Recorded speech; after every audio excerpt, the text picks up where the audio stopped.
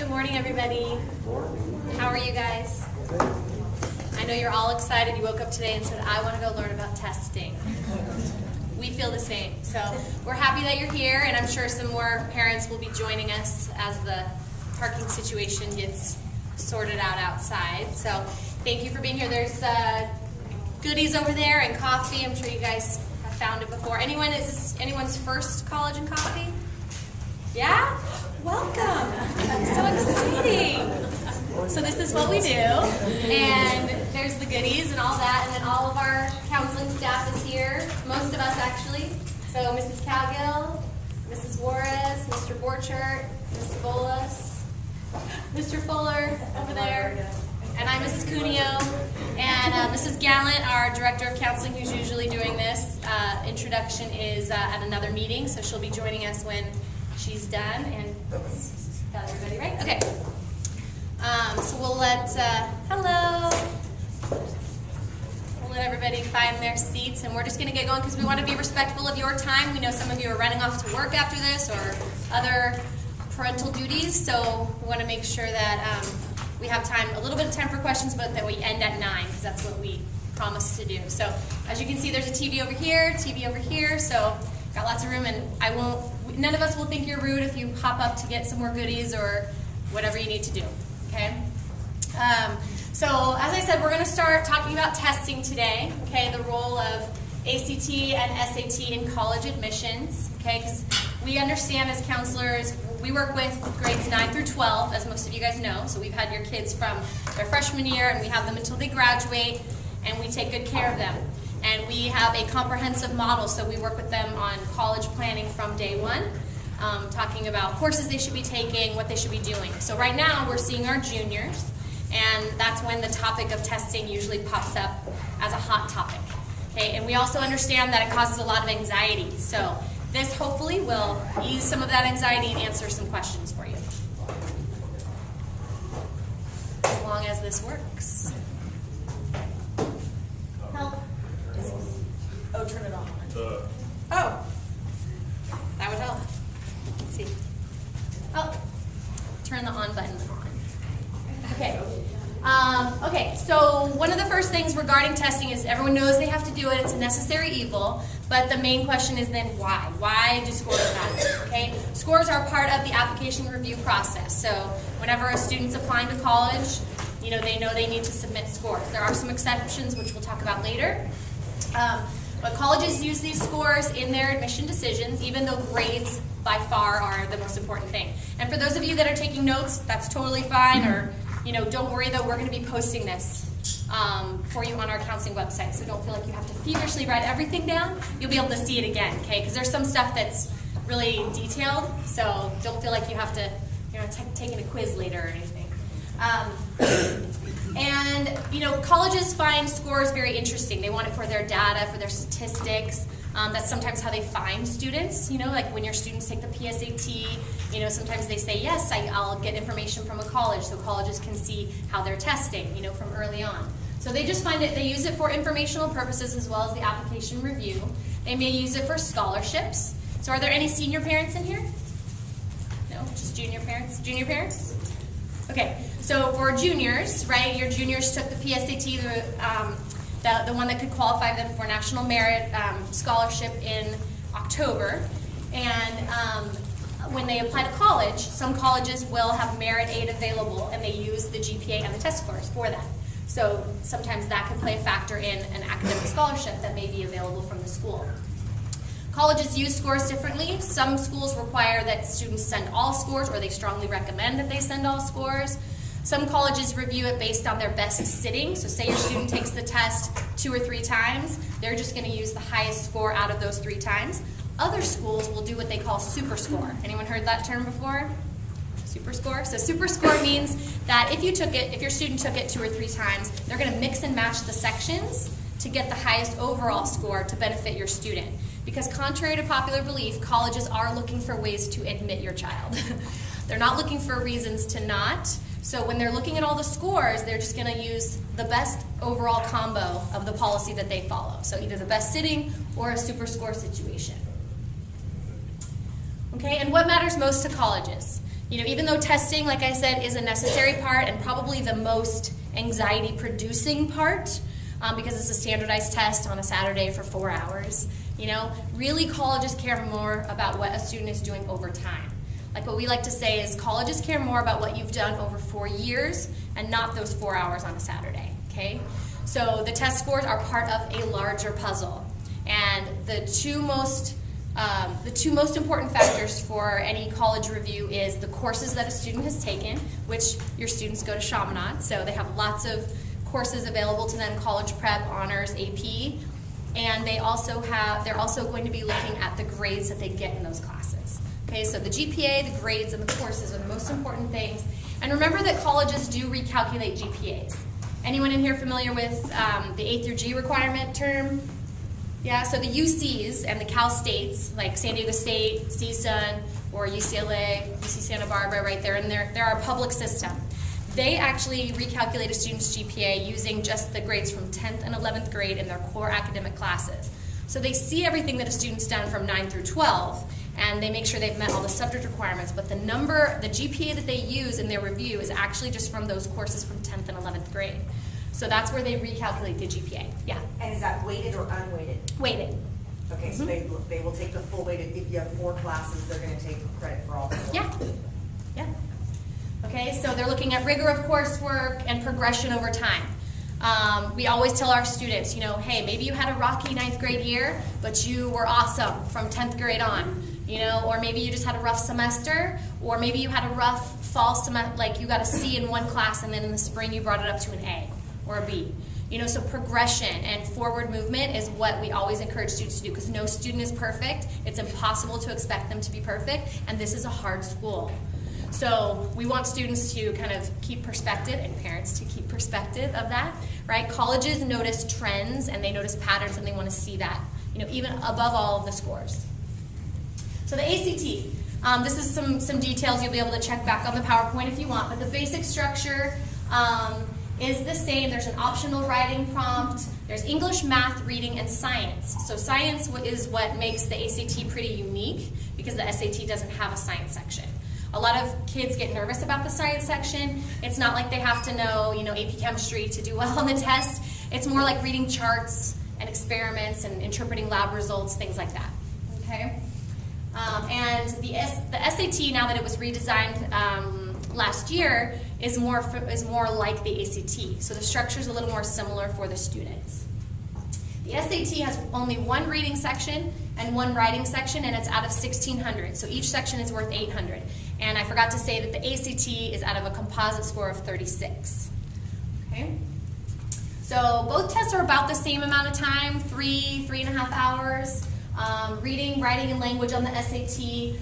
One main difference between the SAT and the ACT students can use their calculator on the math section for the whole section. On the math section for the SAT, there is one part where they use the calculator, one part where they don't. Okay? And then the essay is also optional on the SAT. And when we say optional in quotations, in our world, we always say if it's optional, just do it. Okay? Can't hurt. Okay, so like I mentioned, scoring guidelines, SATs out of 1,600, no wrong answer penalty. Okay, on the old SAT, you may have heard you would get penalized 1/4 of a point for guessing, and now there's no wrong answer penalty. Okay, so that's a nice thing that they redid for everybody. Optional essay, ACTs 1 through 36. Both essays on the SAT and ACT are scored separately than the sections. And again, there's no wrong answer penalty. So there are a lot of similarities between these tests. And you'll hear some of our recommendations, that's okay. And colleges take either test. Okay, super score I mentioned already. Okay, it's a combination of the highest score, so you can see an example of here. Some schools will super score. Like an example was the UCs take the highest sitting. Right, so I used that example earlier. If you take it 3 times, whichever test you did the best on number-wise, that's what they're going to use in their review, even if they see the other ones that weren't so great.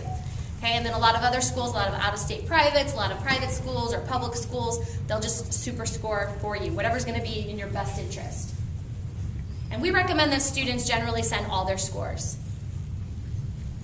Okay, subject tests. Anyone heard of subject tests in here? Yeah, okay, so they're also offered through the College Board like the SAT. And there are multiple choice exams. They take an hour for a student to take. A student can take up to 3 in one day. And basically it's just to test their mastery of a certain subject. Okay? These tests used to be required by the UCs, and some really selective schools used to require them. We really don't see them being required much anymore. But whenever they say recommended, kind of like the optional, we always say students should do it. And if a student here at Chaminade is, challenging themselves in classes, they're in AP classes, we usually recommend that they take a subject test. Just because if they're doing really well in U.S. history, or maybe, they love science or something, it's just another thing that they'll be able to show the school, like, hey, I went above and beyond and I tried this test. Okay, so it's something that won't hurt a student if they don't do great, but if they do great, or at least they show they took the exam, that's like a check in their favor. Okay, so we always recommend that they look into it, and we talk to juniors about that right now in the fall, planning for the spring, or if they have time in the fall of their senior year to fit one in. In certain cases, there are subject tests that are strongly recommended or even required for certain majors. And usually it's in the math and science area, specifically in engineering. So if we ever have a student that's like, yes, I am for sure doing engineering, that's my love, I'm going to apply as an engineering student only, then we recommend that they take the Math 2 subject test, okay, because that's the highest level of math. And they want to show the schools that, they have high ability in the math area. Okay, so Math 2 for physics and engineering. And then, like I said, if students are doing AP classes right now and they're doing well, they're going to be studying for the AP exam in May anyway. So it's not like they really have to do a lot of extra studying to fit in. Say they're in AP US History and they're doing well, then they could take the US History subject test in the spring. That way it kind of coincides and they're not really doubling up on having to study on something else themselves. Okay, and with that, I'm going to hand it over to Mrs. I'm sorry, one question. Yeah. Is that the spring of their junior year or Yeah. the spring of their senior year? Spring of junior year, but you can, we have APs available obviously in sophomore year. So if it's world history or computer science, a student could also opt to take something like that. Does that mean that, like, if your student was interested in engineering, if they're going to take an AP in physics or math, they want to have those classes already in their junior year, so they have that available for college admissions?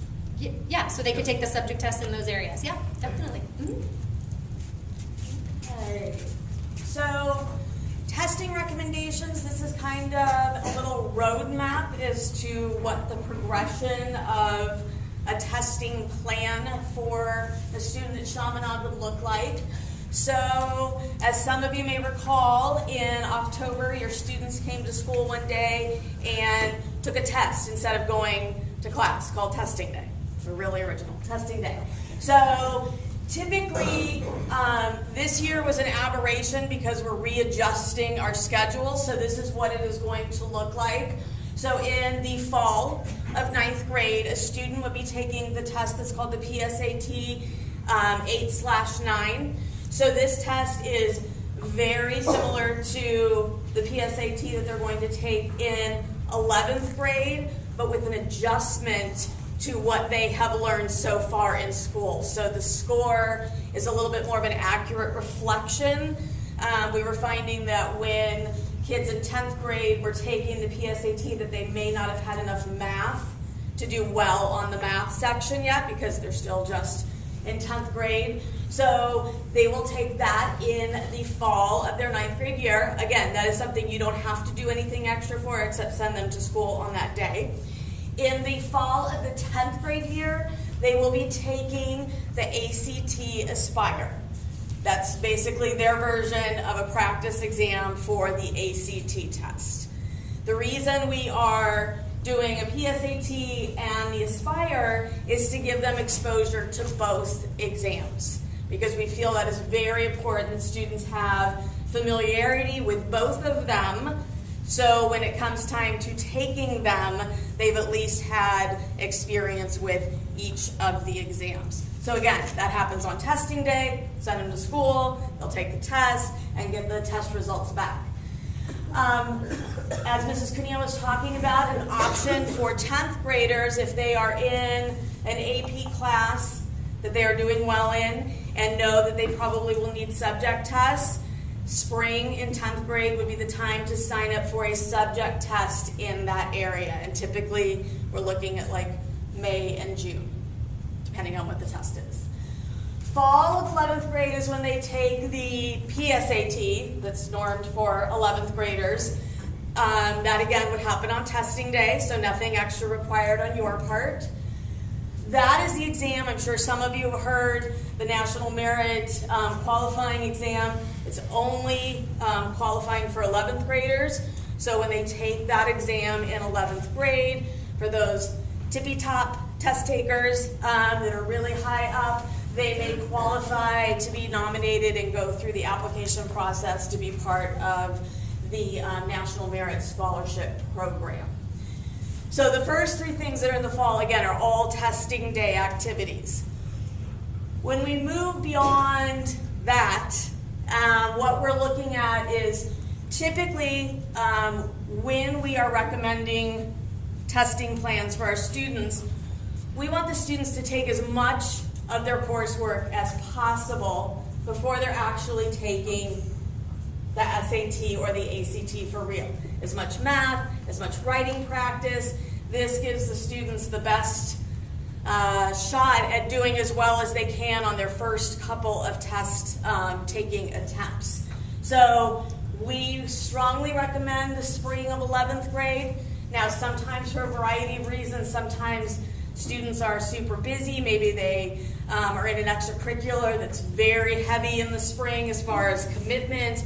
Maybe a student might take it in December, January, February is starting to be in what we would consider the spring. And that's fine. That's why we're meeting with all of our juniors right now, so we know what their activity level is, what their commitments are outside of school, and what the testing plan would look like for that student, because it's going to vary from student to student. So the ever-dreaded test prep situation that is out there, we'll talk about a little bit more, but there are some very excellent test prep options out there that we'll talk about in a second, Khan Academy and Schmoop. But what we would really like to see is students planning on doing the majority or the intense part of their test prep about 8 to 10 weeks right before they're going to be taking the exam. We want them to take an ACT and an SAT in the spring of their junior year. So once they've taken those and have gotten their scores back and seen what the test is like for them, then as a family and along with us, they can decide which test probably is more appropriate for them to retest on if they feel like they want to improve their scores, which I would say the vast majority of students take one of these tests at least 2 times. So we don't keep telling them to take both of them over and over. That would get to be a little stressful and unpleasant for you guys as well, because they will complain. SAT subject tests. This would also be spring of junior year, where you would be taking those and then repeating the best test. Students can take tests in the fall of their senior year if they need to. And again, I would say the vast majority of our students are finishing up testing early on in the spring of their senior year. Couple drawbacks with that. One, it just adds to everything they're already doing as far as applications, writing essays, all that fun stuff. And sometimes if a student's going to apply early, like by a November 1 due date, they have to have taken the exams typically by October or November to have them qualify. But again, now there's a test in July. This is new. It never existed before, never seen it. This is the first year, July, August. So there are some options that have not been previously available. So there's a little easier way to get the testing wrapped up as soon as possible before senior year gets crazy and super busy. And then the testing burnout thing, we'll talk about that in a few seconds. But again, like we've said, we have families and we have kids that we've all seen that come in and they're like, I've been prepping for the last year and a half. And I'm like, oh my gosh, you poor thing. That's not what we would encourage. And typically, I'm speaking for everyone, like it does not typically give that student a higher score than the student that's doing the prep in the more traditional way. So just keep that in mind. Sometimes the anxiety and stress of all of this, gets parents to want to do things a little earlier or encourage their kids to. So keep that in mind. So in December, you all will have your kids get an email with the scores, with a code from taking the PSAT. So they will get an email and they will have a code, and you will be able to go on to College Board, put this code in, and it will tell you what these scores mean. It will tell you and your student where they did well, where they need to put their study efforts. There's a lovely little video on here that we're not all going to watch together, but when we post this on here, it's helping you interpret what those PSAT scores mean, all these numbers mean. Khan Academy is a program that has partnered with College Board. They are the only test prep program available that uses data from the actual SAT and PSAT. No one else has that available to them. Khan Academy is free to every student that wants to use it. I have had a lot of students, and I've heard lots of students in our office that have used Khan Academy exclusively to study for the SAT, and I have seen that these kids are doing remarkably well. So what they say is true. The intent behind partnering with Khan Academy was to get the opportunity for every student access to good quality test prep. And that does seem to be the case. Then we have another fabulous program that is paid for through our library database. It's called Schmoop. So there's AP prep on there. There is study guides and assistance for almost every subject that students take here at Chaminade. But it also has test prep for SAT and ACT. So Khan Academy is only for SAT, but the Schmoop program that the school pays for, that every student has access to, has SAT and ACT and subject tests and AP test prep. So if your student has no idea what that is, we have flyers. There's flyers over here that give the students directions how to access the Schmoop program. Also on the library website. Also on the At www.chaminadelibrary.org. Okay, so test prep. So many people, so the only drawback I ever see from the online test prep is making the students do it. Because that, for a few students who are very motivated and very organized, they're going to do well with that. But some of the reminding and the structure and making sure the time is set aside is going to fall on the parents, which is not fun. Because that can lead to, some conflict, a lot of, arguing. Why are you reminding me about this? I know. But that is the one drawback. So if you can come up with an agreement with your child and a plan and times that they can do it and they're doing it, in our opinion, you don't really need to pay for test prep. Where we see people that are kind of like, I can't do this anymore, or they're not doing the test prep, so I'm going to pay, the test prep down the street, and we're going to, go every Saturday and do that for 8 weeks. Totally fine. We're not saying don't do that. We're just saying you don't have to put thousands of dollars into test prep for your students to do well on the exam. So we do not recommend one testing company over another, but what we do want you to be mindful of that has increased significantly in the last few years is you'll go in, you'll get a package for ACT prep or SAT prep, and then they try to sell you other services.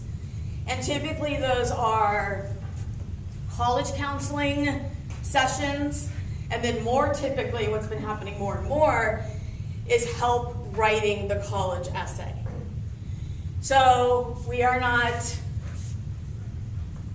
saying that they can't do this, we're just saying what we've seen is a lot of these people are not qualified to be doing this work. Oftentimes there are tutors that are 22, 23 years old, they might be in college, they're just doing this as a side job, and they don't have access to all the data that we have from what it looks like when a student gets admitted to all the different schools from the Chaminade community. So they are using the same information that's on the websites of the schools to create lists with students. But again, the draw in that is someone to sit there with your student that's not you and have them fill out the applications. So that's where they try to get you to subscribe to their services. Probably the more harmful part is the essay writing part. I don't know I was reading an essay from a student that wasn't in my caseload. It was yours. It was horrible, like horrible. And this student, that was not what she had originally intended the message of this essay to be. These essay mentors or coaches or whatever they call themselves at different organizations are trying to get the kids to exaggerate or redirect the point of their story or add details that may or may not be what actually happened. And that's becoming a very, very genuine concern with college admissions officers. Enough where almost every session we've been to, whether it's a breakfast, whether it's a session at our national conference, they're talking about how to root through this issue and making sure that the essay is in fact the words of the student that is applying to their school. There was a story, I think it was Wellesley, where a student had written an essay. Her application was great. She was admitted. She went to school there in the fall. She was in English class, and because they're a smaller school, the English teacher came up to the admissions office and said, "What is going on? This student is struggling. They can barely, they're really, really struggling in this class." They pulled the student's essay, and it was not comparable to anything she had done in class. And she was actually asked to leave the school because on many applications now, the students are saying, "This is my original work. No one has altered it." So that's an academic integrity issue, which schools are taking more and more note of because it's becoming more and more prevalent. So obviously that is a very scary story and on one end of the spectrum, but it definitely is an issue. And we have kids coming in all the time with essays for us to read that have been, plumped up or, edited a little bit. So really, really, really be mindful of that. If you have questions, we're happy to help you, see if that's something that you need to be doing or not. But please know that, we've been doing this for a long time. We're qualified to do this. And again, we have the experience of knowing what students from our school look like to these colleges and what type of student are getting into these colleges. So, please use our resources and don't be so enticed and don't get sucked into the anxiety that sometimes these companies like to produce. Can I jump in, Ms. Calvin? Just to piggyback on what Ms. Calvin was saying there, when we listen to these admissions readers, they're experienced readers, and a lot of them can tell, when it's not the authentic voice. Over and over again we hear, please answer the prompt, have your students answer the prompt directly, not in an exaggerated manner, and the authentic, clear voice, the unique voice is what readers are looking for to come through. So just another kind of reminder when it comes to writing. I mean, this should sound like, I know, and this might fly in the face of what you represent as a parent, this should sound like a 17-year-old, and it's very tempting. It's even tempting on occasion when I read a student's essay to be like, I don't know about using this word, or, can you make it sound a little... I never read a student's essay with a pen in my hand. I always just tell them this is the message that I got from it. Is that the message you intended? You might want to, provide more details or more specific examples in this area, but none of us are ever altering the student's work. And so that should be the approach you all take when your student comes with you, to your essay. Obviously, if you see glaring grammatical errors or something of that nature, you want to help them in that regard. But again, this should sound like a senior in high school wrote this, okay? So, all right, I guess we're back to, yes. All right, so the subject test issue is something that also is a little anxiety producing because there's a lot of gray area. So there used to be schools that required this. There are a handful of schools that do. They tend to be super, super selective, but a lot of schools now have gone to, they're optional. We would like to see them, but if you don't have them, it does not prevent you from applying to these schools. So the top right there is an example of some of the schools that do. As Mrs. Cuneo mentioned, in certain majors, engineering being the one that comes to mind all the time, those majors might require subject tests. Okay, so that will be something as, your child is starting to look at what colleges they're applying to in the spring of their junior year, going onto their website and seeing if the major they're interested in might indeed have a subject test requirement. The UCs, when they tell us that it's optional, the reason they made it optional is because unfortunately every student does not have access to the quality and the number ratio of counseling that students at Chaminade and many other private schools have. That is a luxury that our students have, and they didn't want students to not be able to apply to their school because someone simply had not told them that they should be doing it, or maybe this family could simply not afford to pay for additional testing sessions. So that is the optional part, but when readers see the applications coming from Chaminade, just like they see our school profile and they know what type of school we are, they also know what our counseling program looks like, and the expectation would be that our students are taking subject tests where they are optional.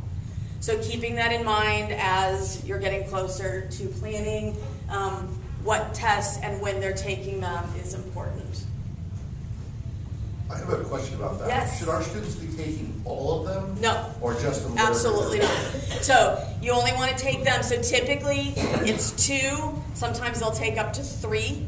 And they're only going to want to take the test where they feel like they're taking an AP, on occasion sometimes an honors class, and they're going to be successful on that. If you're taking an AP class and you're just hanging on by your fingernails to get through this class, and the students are counting the day till May comes and they're done, that's probably not the subject test that your student wants to be taking. So you'll see if you go on the College Board site, there's anything from literature to Spanish to physics to chemistry. So there's a variety of offerings. So the students should be taking them in the areas that they are strongest. Again, if they're applying in engineering, obviously hopefully they'll be strong math and science students, or they probably shouldn't be applying in engineering. But those would be the subject tests that they would want to see. Okay?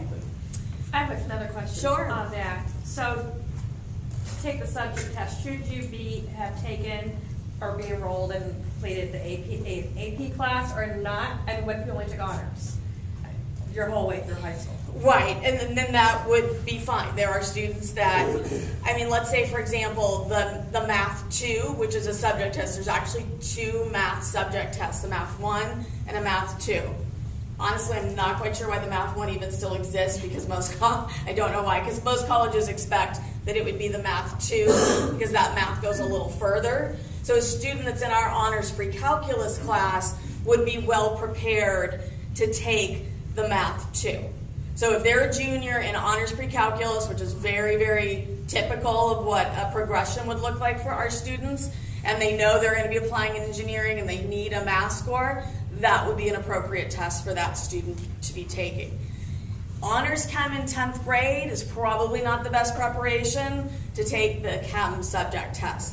So it's going to vary from subject to subject, and that's why we're here, and that's why students can come in and ask, which ones do you think? This is what I'm taking, this is what I think I should be taking, and then going from there. So it's going to vary from subject to subject.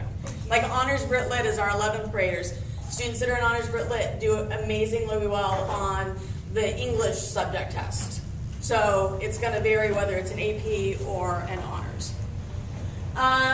This is kind of a reminder as we get to senior year. We do not send test scores directly. Colleges expect that they come directly from the testing agency.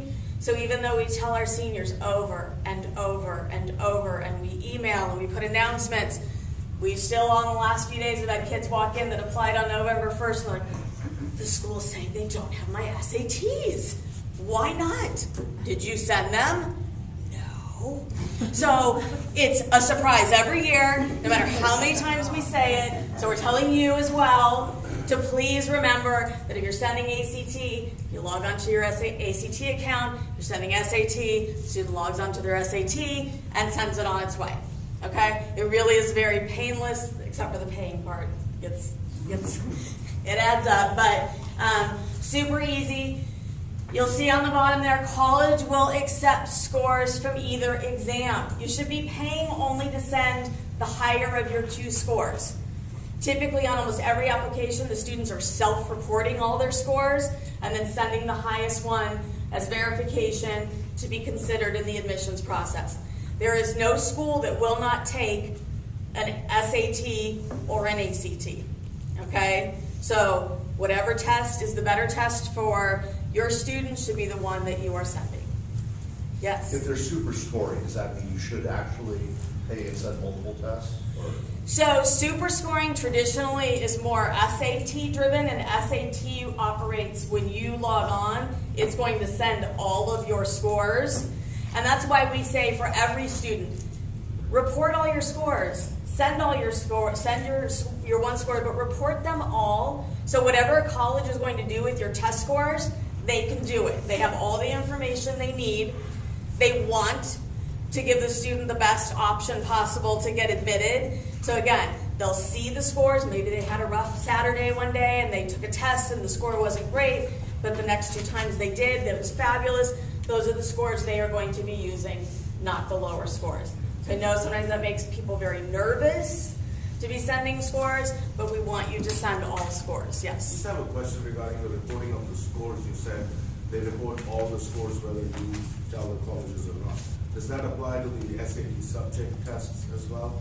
They do go, you can opt out of sending anything. So you can click, so when I go into SAT and I log onto my account, it'll default to sending everything.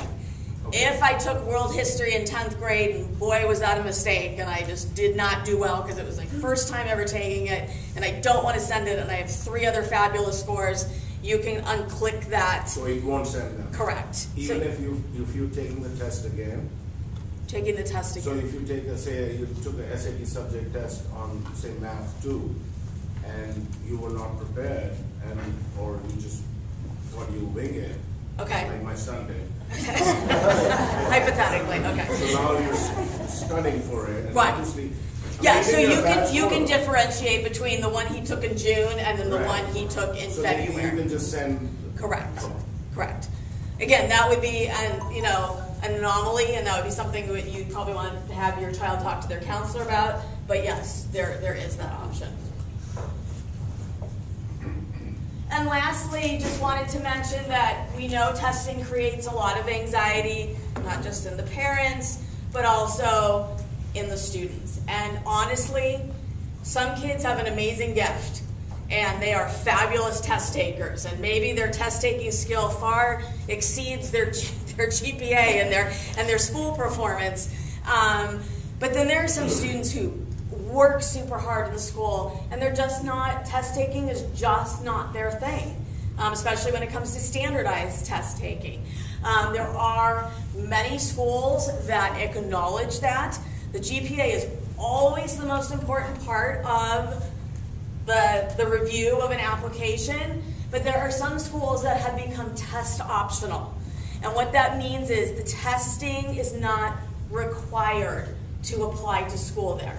Now, if a student has a fabulous test score, they will take them and consider them, but they also can provide other ways of assessing the student's indication for success at their school without the testing, and so they can opt to apply to some of these schools as test optional. The website that's down at the bottom, fairtest.org, can give you the site, the list of all the schools that are test optional. Just know that sometimes when a student opts to be test optional, it may change the admissions profile or requirements just a little. Sometimes there's a little bit higher level of a GPA than it might be for a student that has the test scores. The GPA may be the same, but they may ask a student to submit a written essay or do an interview. So sometimes, I would say the majority of the time, there's another part to the application if they are not using test scores to kind of fill in and validate that GPA and the other things that they are seeing academically. But it is definitely an option. And again, we see this all the time. Students that work super, super hard in school are super involved, and they just, no matter how many times they take these tests, it's not moving. It's staying exactly the same. That would be a student that we would want to kind of explore this option. Yes? So for a student like that, I mean, we've known people who've had students like that who then have kind of put them through really like very sort of concentrated test prep kind of situation that really did help them learn how to take the test better and get better scores. And as a mom of a student like that who's historically not tested, you know, that shows what he knows, would you recommend a student like that at this point, like, let's try to do more test prep to increase the scores, or would you kind of guide them on this? I would definitely say yes. That would be the first recommendation, that, you know, maybe try a test prep, an organized test prep that you're paying for, that maybe caters to students, you know, that need some help. We've had students that have done that and still not been able to get the scores that are commensurate with their GPA. So sometimes it works beautifully, and other times it still is just not, you know, optimizing that for the student. If you have a student who is like that, but is really, you know, geared towards schools that are going to be maybe smaller, more creative, are there schools that, when that student comes to you and says, I'm thinking about applying to these schools, that really value that test score less, and really not most, but a certain percentage of their kids, like, they're very committed to that GPA and that more creative child than... Yes, there are schools that, while they consider the test scores, it's not a big part of what they are using in the And you review. could direct those students Yes, to so those those tend kind to of be the colleges. smaller, not the giant schools that are just trying to sift through kids by GPA and test scores. So we have about 15 minutes left, and we're all here to answer any questions that you have. So yes. What's the price tag for all of these tests? Oh, do you know? Yeah, the SAT is about 60 and the ACT is about $62.50. I just looked it up.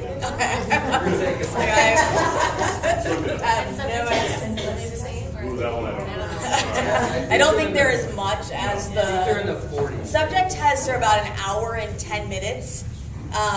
So students can take 2. I mean, technically they can take 3. I would not recommend that unless you can't avoid it. But those tests are probably not the $60. And that's with the optional writing. 40? So when you guys are registering for the test, you'll have that option where you can select the box of take that optional writing, which we encourage you to. So those prices are with it. It's a little bit cheaper if you're not taking it with the writing. And then just a heads up, when you guys go, like say you go to College Board, you go to ACT, they give you a calendar of the test dates. And if you want to save some money, you want to keep in mind that the test registrations are usually like a month or 3 weeks before the test date. So you don't want to wait too long, because then you have a $25 late fee to register. So you want to keep in mind you're going to want to do it about at least a month in advance to plan out. They get you. Yes. Does Khan Academy and the Schmoog help with the essay portion of the test?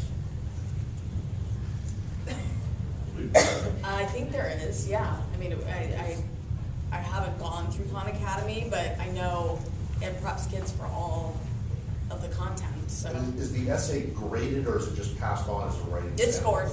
Okay. It's scored numerically. It's Not more. including It's the final score. Like, it's not including that 60 final score when Yeah. 6 courses.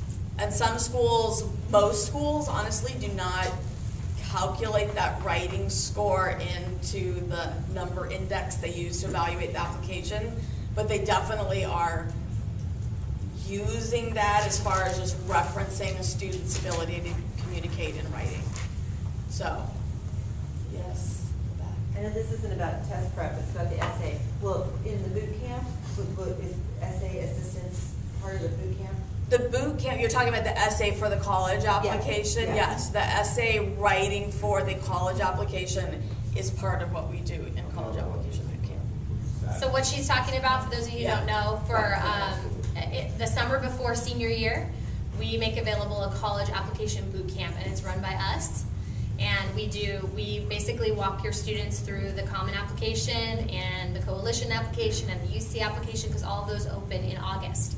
So we do that right before school starts or right as school is starting, like one of the first weeks or weekends. And so every senior we see that comes in after they've done the boot camp, for both of us, it's like, oh, because they know what they're doing and they feel in control. And Worth every penny. yeah. So it's definitely a benefit. And the other part of the application boot camp besides us is we have English teachers from Chaminade that come to the boot camp and they work with the students and they work on brainstorming and outlining, and they leave with at least one draft. So because they're working on the current prompts, which is great. We cannot. This is, yes. So no, this is part, and does not happen till the spring or the summer right before their senior year. So this is separate than the writing portion that's on the testing. How long is that boot camp? It's either 3 afternoons, but or like a weekend from like 9 to 3:30 for both days. Okay. Yes. So hypothetically speaking, if you're not hearing anything from your student about when, information that you guys send them, is there a way that we can find out when to sign up for tests and deadlines? Ask them. Say, hey, I went to college at coffee today and they said they're meeting with you. Have you seen your counselor yet? Maybe the answer is yes, and they might actually be able to tell you some of this. Maybe they might say, no, they haven't called me up yet. Your response can be, well, you can go sign up on their door. And so they don't have to wait for us to find them. They're welcome to come sign up. But that would be the first thing I would always encourage, ask them. Okay. Yeah. If then they look at you and they're like, I don't know what you're talking about, then, reach out to the counselor. Because right now, a lot of kids aren't, at least for me, they're not signing up. I'm just calling them in. So, they might have a test that block, so I have to chase them down. Or, so if you talk to your junior and they have no idea, then tell them to come see us. And they should be on Naviance. They don't know what that is. They definitely should come see us. So can you retake the subject test too? Yes. Yes, you can retake the subject test. I'd say that's not as typical as taking the main test again, but yes, you can. Do you need recommendation letters from teachers for college? Do they need them? Recommendation letter from teachers? Mm-hmm. Yeah, so we tell the students in the boot camp and in our meetings and everything in junior year to maybe be thinking about teachers from junior year that they would want to write for them. And just so you guys understand the timeline too here, I would say the majority of students don't finalize their college lists until the very beginning of senior year. So, junior year, we're just talking about exploring and what next steps are coming and all of that. And so those are things we talk to them about. And then inevitably we have to go over it again once they decide the schools that they're applying to, because every school's a little different. But we do encourage them to think about who they might want to ask, because colleges vary as well. They might want 1 letter, they might want 2 letters, and then they need a letter from us. So, but yes, they do know that they need letters of recommendation. Yes. What weight does sports actually take in being accepted in colleges? Because my son, for example, older one, is already in college. He was in varsity basketball and did a bunch of APs, and we thought, wow, it's hard to do. But we didn't feel like the colleges really took that into consideration. So I just wanted to know. So you mean sports as far as being an extracurricular activity, or they were an athlete and they're playing at the college level? Oh, no. They're not that good, but they're in Okay. high school. I don't mean like a scholarship. I just mean Yeah, that they athletics play is in like high school. is like any other demanding extracurricular activity. I mean, it's one piece, but it's not, Doesn't really do much, Yeah. right? That's what we found, yeah. right, but Even this though is. you're practicing like every day. Right, like, but so is three drama, times a and week. so is band, and so is speech and Okay. debate, and so is mock trial. I mean, we have lots of activities and lots of students that are, in very labor, time-intensive extracurriculars. And I think this is where, like, you see articles written and people send us articles. That's where the challenge comes in, is the colleges almost now expect students to be in these very, time-consuming extracurriculars and be Right, taking it's not really really- rigorous schedules. So that's as the parent part, where you can come in and know your child and know if that's in their mental health best issue. Because whether they take 2 APs or 3 APs, that's not going to be the thing that keeps them in this, like, get them into a school or keeps them out of a college. So, that's not an answer. I know it's all. Yeah, it's just like, unless they're actually like looking for a sports scholarship. I don't Right, think so it if really they're a matters. recruited athlete, and that can happen even like at a Division III level or an Ivy that doesn't do, athletic scholarships, can a coach get a student that is maybe a little below in the GPA through an admissions process because they want that student on their team? Right. Yes. Okay. Yes, in the back, Back to the essay, on the tests. on the test. Do you ever retake those? Do the students ever retake those? Is that ever, do you get a separate score for your essay? Well, every time they take you Oh, can't so just go you take can't the opt writing. out of the writing. Okay. So we just always tell our students, every time you take it with the writing. It adds Okay. another 40 to 50 minutes, but Okay. some schools want it, so just do it. Any other questions? All right, well, we're happy to stay after. Thank you all for coming. I hope we haven't. We will post this on the Chaminade Counseling website, so you can look back and watch the little video on the PSAT scores. Sit and watch it with your student.